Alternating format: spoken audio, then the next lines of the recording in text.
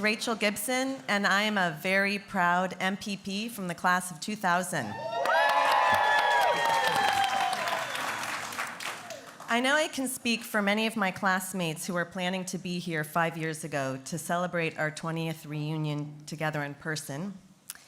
Unlikely for the other alums who are here today who planned to be here 5 years ago. From the class of 1975, I want to hear from you because I like sporting events, and this feels kind of like one, being in the forum from 1975. I know there are a few of you here. The class of 1980. The class of 1985. Wow. I think you all are the ones going on the booze cruise tonight, right? Yeah, I'll be there. The class of 1990. Pretty close. Class of 1995. All right, we'll work on that for 5 years from now. The class of 2005. The class of 2010. Oh, well, I started with us. I started with the class of 2000, because that's who I... But we'll do it again. Okay, the class of 2000. Yeah, okay. We definitely win. The class of 2010. Did I already say 2010? No, 2010.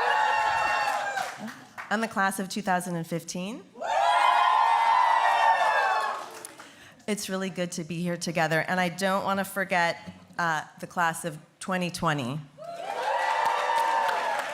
You all finished your time here during very challenging circumstances, and a global pandemic had just taken hold.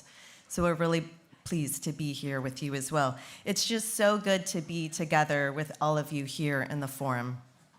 This morning, I have the honor of introducing a fellow classmate, Laurel Blatchford, and the Kennedy School's new dean, Jeremy Weinstein.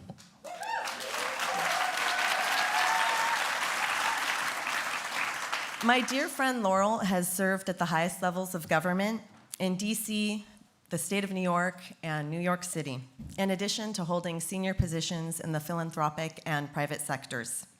Most recently, she served as the Treasury Department's Chief Implementation Officer for the Inflation Reduction Act. I met Laurel in our last year at HKS in a local government and finance class. One of the many things that drew me to Laurel was her personal mantra: what can I do to make the world a better place? Since the early days of our friendship, including what became annual trips with our HKS friends to New Hampshire, weddings, the birth of children, career transitions, and more, I have had the great pleasure to have Laurel by my side through the ups and downs of life. And for me, Laurel represents what so many of us gained in our time here as students: lifelong friendships. Dean Weinstein has an exceptional list of professional experiences and accolades. He's held senior roles in the US government at the White House and State Department. He's written extensively on civil wars and political violence, democracy and accountability, and technology and ethics. Prior to assuming his current position as dean, he spent 20 years at Stanford University in the political science department, where he was not your typical political scientist, instead preferring to spend time leading initiatives aimed at using social science research to solve real-world problems. I first met Jeremy at an event during the first week of my last year at the Kennedy School in the fall of 1999. It was an event that many alums remember fondly and that some are going to enjoy tomorrow night. It was the Boston Harbor Booze Cruise. What stood out to me that night was not Jeremy's academic achievements, which I knew nothing about, or the college he attended, which as a first-generation college graduate, I'd never heard of before. But in fact, it was his dance moves.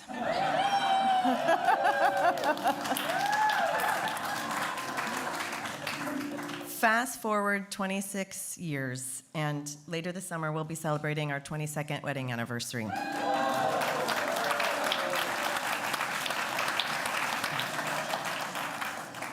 In the first year we were dating, I remember Jeremy telling me that his dream job was to be dean of the Kennedy School one day. I hadn't really thought about the deanship of HKS as a perch from which someone could change the world. And I knew that that was a passion that the two of us shared. Yet here we are in 2025, in a world that looks very different than it did when we graduated 50 years ago, 25 years ago, even 5 years ago. And Jeremy is someone who cares very much, actually more, about people, students of HKS, faculty, staff, and certainly the alumni community, as he cares about balancing the HKS budget. And I can't imagine a more perfect way for Jeremy to embrace his commitment to changing the world than as Dean of HKS. And though you may think I'm biased, I'm actually Jeremy's toughest critic.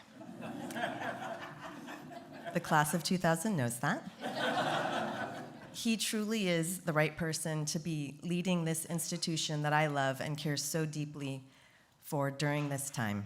And so I am just so proud of my husband, Jeremy, and my dear friend, Laurel, and I hope you will join me in welcoming them this morning. Thank you so much.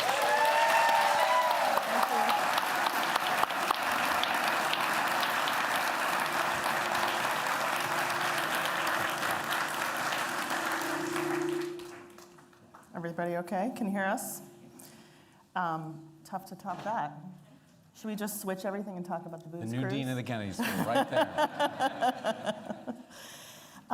So as everybody heard, you obviously were a student here, and you served at the highest levels of government, and we had the opportunity to do that together. Tell us a little bit about how both of those threads have shaped your experience and approach to being a dean. Well, first of all, it is so great to be with all of you at this reunion. Sitting in the forum for me is an electric and energizing place. And when I think back to arriving at the Kennedy School as a PhD student in 1997, I think of some of my most important memories as being in this space, right? This was a space where the most important issues of our time were addressed on this stage. This was a space where we were sitting next to one another, people of different backgrounds and perspectives, but motivated by a common purpose. And so to come back as dean, one of the cool things is that I'm the first alum to serve as the dean of the Kennedy School.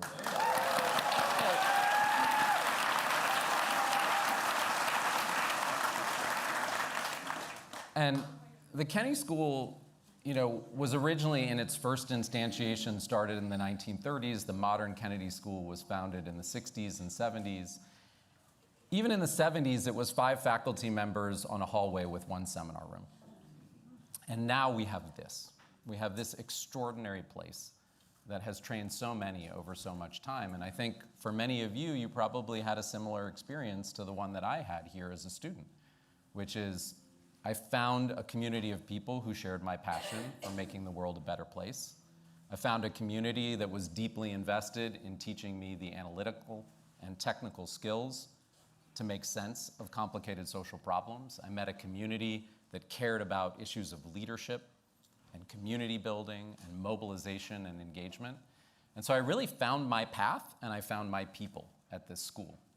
And so to come back as a dean who experienced this place as a student and who has the depth of love for this place that I have had over so many years, really for me is the ultimate privilege.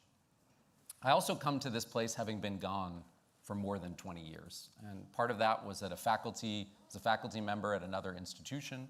Part of that was serving with Laurel and others in the Obama administration, at the United Nations and other places. And those experiences, give me a very clear sense of what the challenges are that our public institutions confront, and how in leading an institution like this, we can contribute not only in training a next generation of leaders, but also making sure that the research and engagement that we do really serves the needs of these institutions. That was very clear for me. I took my first internship after my first year in the PhD program at the White House in 1998 on the National Security Council. And what I had been thinking about as an academic in the early stages of my PhD program was so different than what the White House National Security Council needed at that moment in time. And so having those 3 months in the summer of 1998 opened my mind in dramatic ways to a disconnect that often exists between higher education and the world. And I've spent much of my career trying to close that gap. Thank you. So just bringing us to the present day, I know traditionally this event is sort of the state of the school, state of HKS. Wondered if you could talk a little bit about that. I know it's a challenging moment, and we'd just love to hear your reflections and thoughts. So I'll come to the moment a little bit later in our conversation, but I think where I want to start is stepping into this role. I find an institution that is incredibly strong. It has these foundational pillars that have stood the test of time. Extraordinary faculty, extraordinary staff, the ability to attract students from all over the world to the range of degree programs that we have. A professional education apparatus that educates thousands of people every year who are serving full-time in roles in government and in nonprofits. We have amazing research centers that cover the gamut of the most important policy issues of our time. We have these extraordinary buildings. If you haven't been back in years, I just encourage you to get lost in this campus. It's very easy to get lost in this campus.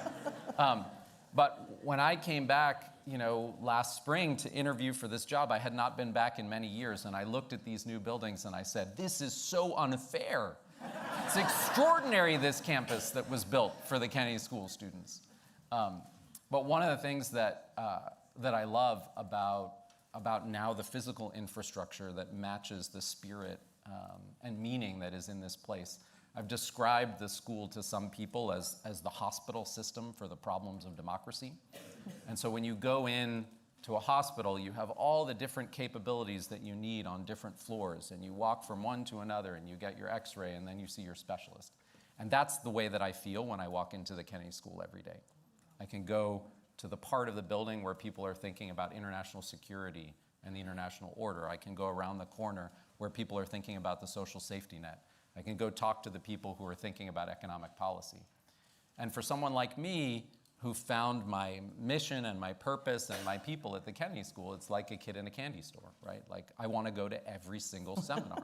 I can't. I have a lot of meetings, but I do want to go to every seminar. And because of that, this hospital system for the problems of democracy that we have, it's that kind of beating heart of the institution that continues to attract so many students today, attracts so many of you back. And one of the big, takeaways for me of my first year on the job is just how much a common mission unites the people who are connected to this institution. I've been away for more than 20 years, and when I stepped into the role as dean in July, I was obviously coming into the job at an extremely difficult time for higher education. And that's even before the events of the last 6 or 7 months. I was coming in after the events of October 7th. And what unfolded on this campus and on so many university campuses. So it was a place where there was a lot of pain and enormous healing that needed to be done. And I spent a lot of my first 4 months just getting to know people, visiting faculty members in their offices, meeting members of the staff in each of their staff meetings, getting to know students in all sorts of different settings. And I'd often ask people the question, what's brought you to the Kennedy School? And ask people to sort of share their background and their story about what motivated them to choose this as a place either to work or to undertake their education. And what came across universally to me, and I think this is maybe the most important element of the state of the school, it's really our strength, is the degree to which a common commitment to mission and to public purpose, regardless of what particular problem you care about, that's what brings people to the Kennedy School. And it brought people to the Kennedy School when you came as a student and the set of faculty who taught you then, and it brings students and faculty and staff to the school today. I know you've spent a lot of time also talking to alumni. Can you say more about that? I think I've seen some of the trips you've taken internationally. You've done virtual seminars. Any other themes you want to lift up from those conversations? So one of the extraordinary things about this institution is that more than 80,000 people have passed through the doors of this institution.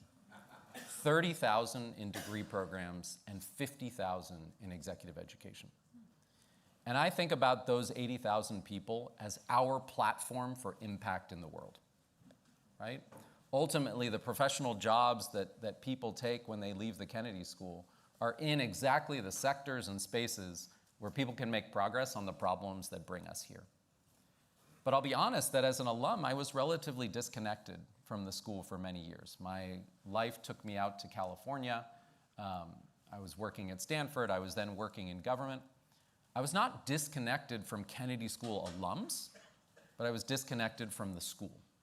In fact, my most important relationships were Kennedy School alums. My marriage, our closest friends, my professional networks. In fact, I had a group in San Francisco that would meet regularly for dim sum that included someone who is now the president of the Board of Supervisors of San Francisco, the deputy mayor of San Francisco, the head of the California Energy Commission, one of the leaders of the Public Utilities Commission. That was my Kennedy School network. But none of us were plugging back into the school.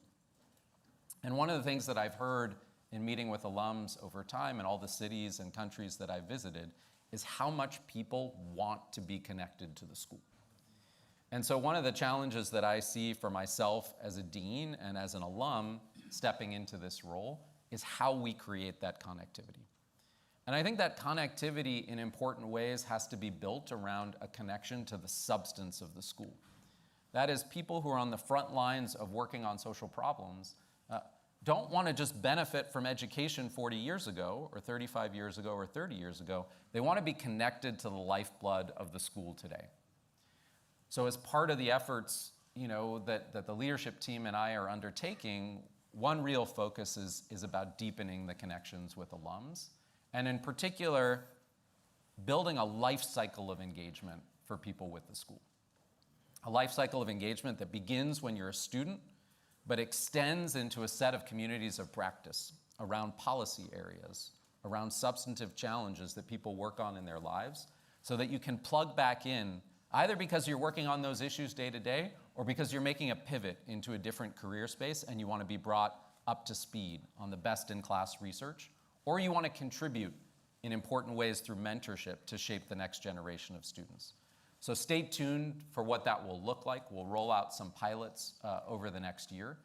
But this is going to take a kind of whole-of-school approach where the research centers that are so central to the substantive work that we're doing begin to play an extremely important role in alumni engagement alongside our central offices. Sounds very exciting. I want to come back to the moment that we're in higher ed. Obviously, we're all aware of the challenges that Harvard is facing, and obviously, the school is an important part of that larger institution. Can you just talk a little bit about how you and Harvard more generally are navigating this moment? So a couple things I want to say on this topic. The first is that this is an extremely sobering moment for the relationship between the federal government and institutions of higher education. And I say that in part because what brought you to Harvard is its excellence, its scale, its breadth, the kind of expertise that's resident, the extraordinary quality of the student body. And this world-class university of which we're all a part, its growth, its expansion, its contributions to the world, has been enabled by a 75-year partnership between the federal government and Harvard University. And the contributions that partnership, either directly funding world-changing research, or the subsidies that exist for student loans that have created access, right, to both the undergraduate and the graduate level, the support to bring international students into the United States. So many things that we benefit from every day have been enabled by that extraordinary partnership. And it is also the case that American higher education institutions, including Harvard, are the envy of the world, right? Just about a year and a half ago, I was traveling through southern India, and every village that I went to had a poster on the wall. And the poster on the wall had the headline, "Do you want to study in the United States?" Right? With an email address or a phone number. So the aspiration that people have to benefit from these extraordinary institutions is not just a national aspiration, it's a global aspiration. And the partnership with the federal government has made that possible. And that partnership is facing extraordinary challenges in the present moment. That the broader social compact that has enabled the federal government to invest in universities is breaking down. There's mistrust in these institutions, mistrust in higher education, mistrust in institutions more broadly. And the consequences of that breakdown are going to be quite dramatic.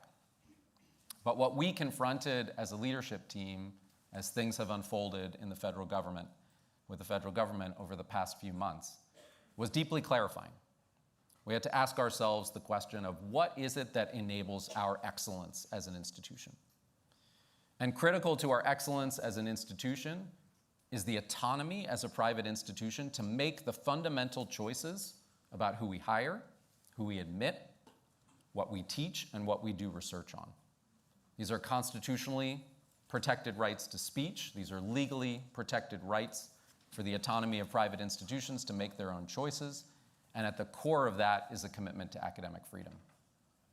And so the decision that Harvard made not to comply with a set of demands from the federal government was rooted in our sense of what is non-negotiable when it comes to our excellence.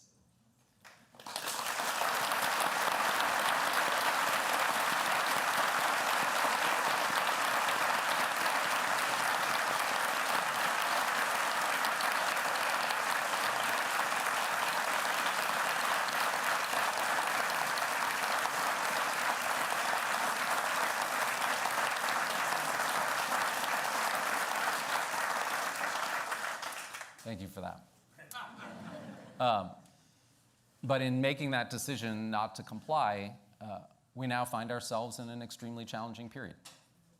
And I want to say a couple things about the period that we're in. First, a decision not to comply with the demands that were issued by the federal government is not the same as saying that we're not going to take steps to evolve and grow as a university and as an institution. That there are a set of issues as a leadership team, both at Harvard and at HKS, that we need to confront. We need to make sure that this is a community in which people don't experience harassment, right, and discrimination. That's our obligation under civil rights law. This needs to be an environment in which people can thrive and learn. This needs to be an environment in which the broad range of viewpoints that we have in our politics in the United States and more broadly in the world are resident on our campus.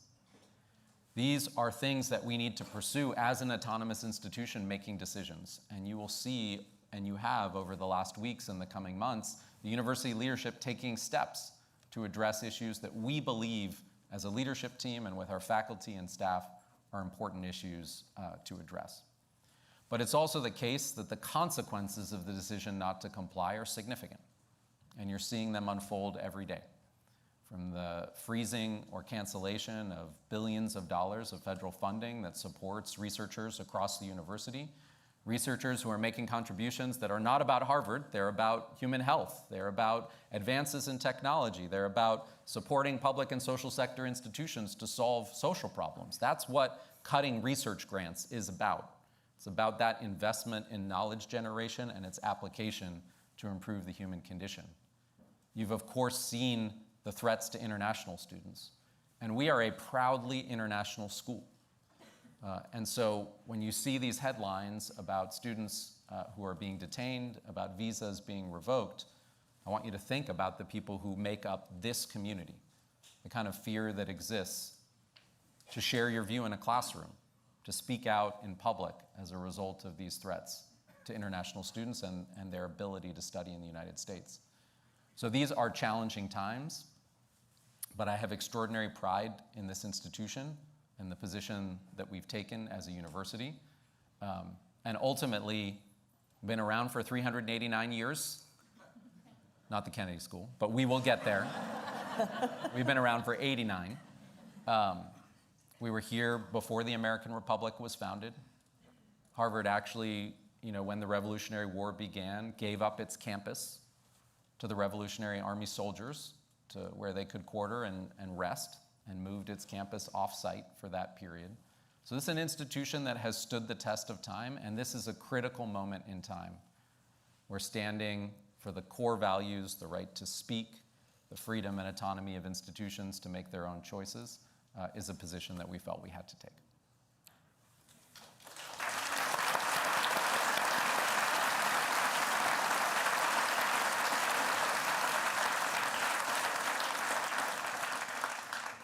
I want to talk about another part of the impact of the federal government in particular a topic that's near and dear to our hearts, which is federal service and the impact that the cuts and firings have had on the HKS community.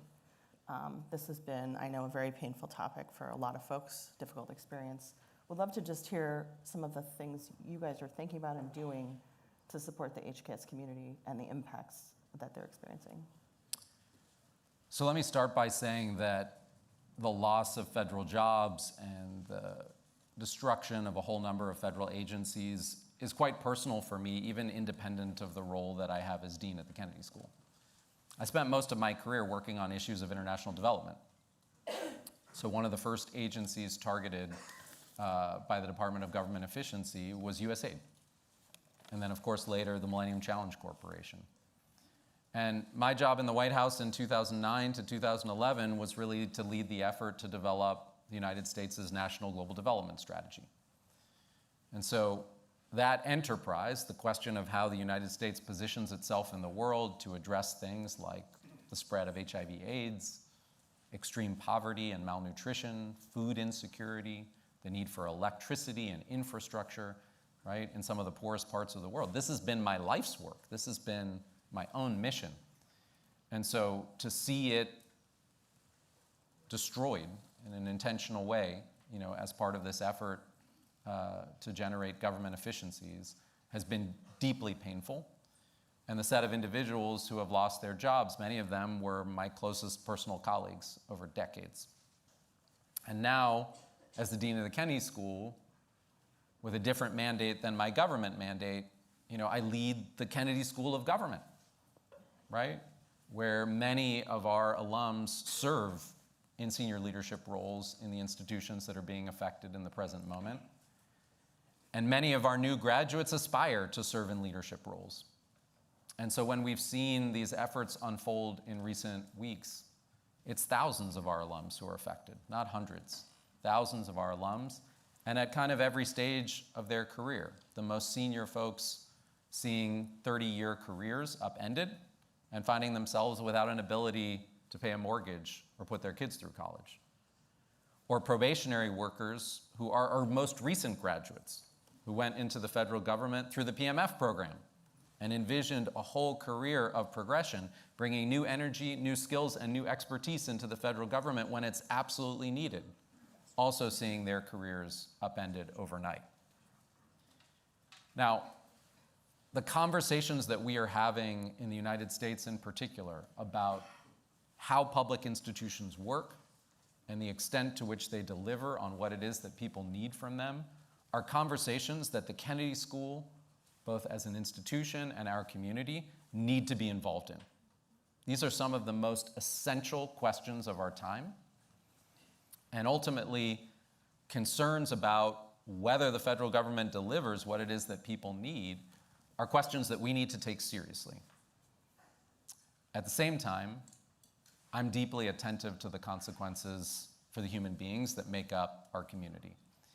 And my first response as these things unfolded was to figure out what we can do as an institution to show up not only for the 1,200 students who are here on campus, but for the tens of thousands of alums, including those who are most directly affected. And that meant looking at our internal capabilities and saying, what can we surge at a moment that will really make a difference for people? And in that room, I called the faculty together and I said, what are we all prepared to do? And the faculty said, let's stand up professional development workshops for people right away so that they can begin to think about career pivots and get up to speed on different issue areas that they might not have been focused on while in their jobs. And immediately we stood up 14 of those and we were getting 800 to 1,000 people at every one online. We then set up a series that we called The Future Of, where we put faculty members in conversation with experts in our alumni network from government. Laurel was one of them, for conversations on the future of the federal government, the future of the international order, the future of international development. And trying to recreate some of the magic of the Kennedy School, it would start with a conversation online, and then we would put everyone in small discussion groups of 10 or 8 on Zoom. People of different years, different career experiences, trying to recreate that opportunity for us to think as a community together about this moment that we're in. We launched a campaign called This Work Matters, which we invited you all to participate in, where you could tell your story of your commitment to public service. And we began an effort to resist the dehumanization of the commitment to public service and to put a name and a face and a career trajectory and the impact that people have had in their work on these stories of this moment that we find ourselves in. We also opened up career counseling. Our career counselors gave up their spring break and opened up hundreds of career coaching sessions that alums could sign up for. And we opened up all our database resources to anyone who was in transition. We had a huge state and local government job fair here that more than 80 alums came back to, representing state and local governments all over the United States for people considering a shift away from the federal government. So I think my own view as dean is like, this is a moment to show up for a community that has this deep and abiding commitment to public service, that what defines this community when we confront challenge is to figure out how we're going to play differently, how we're going to keep working on the problems that we care about, and our job was to facilitate that as much as we could.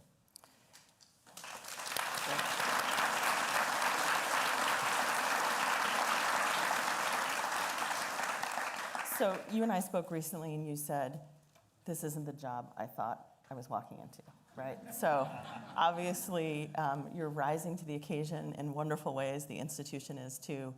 But I want to shift from the now and the difficulties of the now to the future. So you have started to do, despite all of these other many priorities, a visioning and strategy exercise for the school. So if we could, we're going to open up for Q&A in a few minutes, so get your questions ready. But as you're thinking about that, I believe that looking to the future is also a way of helping manage the present. So would love to hear how you're thinking about that in the midst of all of these things, and maybe share some of your hopes and aspirations for the coming years for the school. Great. So one of the things that I did when I took over as dean is just go to the archives and basically read about the history of the school. From its founding gift from Congressman Lucius Littauer, through to the creation of the Institute of Politics, when after John F. Kennedy's assassination, Bobby Kennedy and others played a central role in creating the IOP, to the renaming of the school as the Kennedy School, and to each of the kind of subsequent moments. And starting a conversation with my faculty about what moment we're in now. And this was before the November election. This was before the policy and institutional changes that we've confronted. So the founding moment, the initial gift, $2 million to start the Kennedy School, was made in the mid-1930s by Congressman Lucius Littauer. And he made that gift because at that moment in time, the United States was creating a professionalized civil service. This was in the aftermath of Tammany Hall politics, cronyism, and the idea was the federal civil service is going to recruit on the basis of merit. And so we need a school that is going to train the public leaders who are going to occupy that civil service. That's what they were solving for in the 1930s.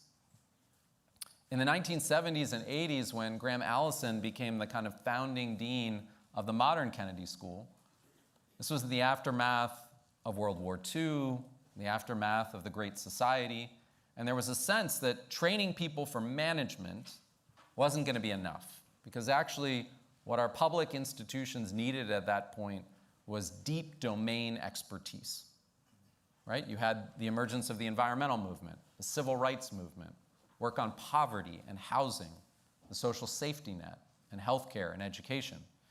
And so that was the moment at which the Kennedy School went from being focused on training people for the civil service to building these extraordinary research centers that began to partner with degree programs to make sure that the school was a place where leadership and management were core, but so was the domain expertise to enable people to drive the public policy frontiers. And then the 1990s, that's when I showed up. Joe Nye was the dean. We mourn his sad passing about a week ago. Joe Nye was the dean, and this was a moment of the opening up of the world. after the end of the Cold War. People moving across borders, capital moving across borders, ideas moving across borders. And the question for the school was, to what extent are we going to be a global school and not simply an American school? And when I was a student, it was about 20% international students. Now we're over 50% international students. We are truly a global school. Every year we bring students here from more than 100 countries. We are the most global school at Harvard. So the question that I was asking our faculty and our staff and our students is, what are we solving for in 2024? What are we solving for in 2025? And universally, what comes to the fore, again, even before the events of recent months, is the way in which the manifest loss of trust in public institutions and expertise in public policy affects the outcomes that people experience in their lives, but also the ability of all of us as researchers and leaders and change makers to drive progress on the most important social problems. And there are lots of causes of that. Polarization is at the center in the United States, but also in other polities, that our inability to see how to make progress together on these problems. But this was the thing that came to the fore. So this vision and strategy process that we are in at the present moment is about designing for the next decade. It's about asking ourselves the question, given this history that I just walked you through, what will people say about what we did in 24 and 25? What trajectory did we put the school on that really meaningfully addressed the challenges that we confronted in the present moment? And we're asking ourselves really big and ambitious questions, for example, about the future of who we teach and how we teach them. You know, we have 1,200 students in our degree programs, 5,000 students in executive education every year, but the total addressable market that we could reach with our educational programs is in the millions or tens of millions. When I talk to the head of the Indian Civil Service, they're teaching and training 1 million civil servants a week. The question is, how do we show up in that kind of environment? What does it look like for the Kennedy School to make a contribution to education at scale? Not to undermine or take away from what we do in this special place, but to amplify our impact. When we think about the moment that we're in with technology, I've spent a lot of the last decade thinking about the intersection of technology, policy, and ethics. How do we prepare people to govern in a digital age?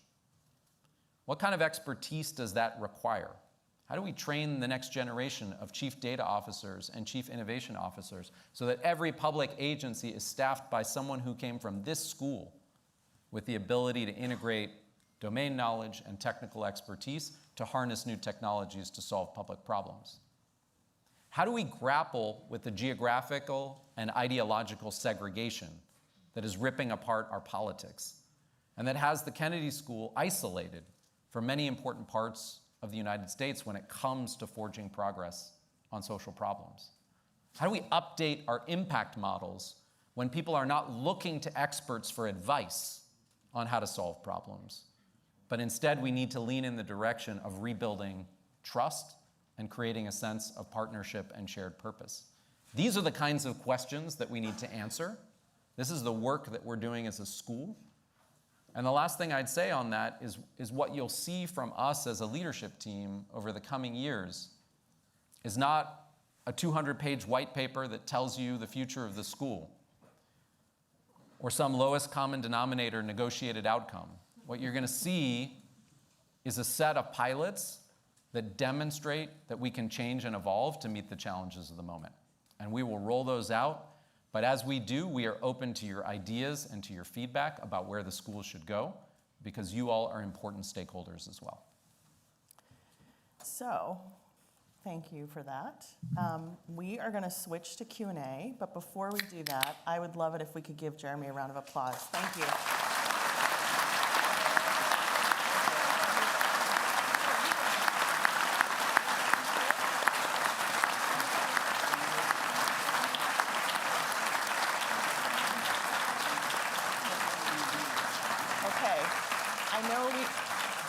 I know we have just a few more minutes, so the live stream portion of this will be concluding. So thank you for those of you who've been following us online. And I will start with Q&A at the microphones. Why don't we start with you, sir?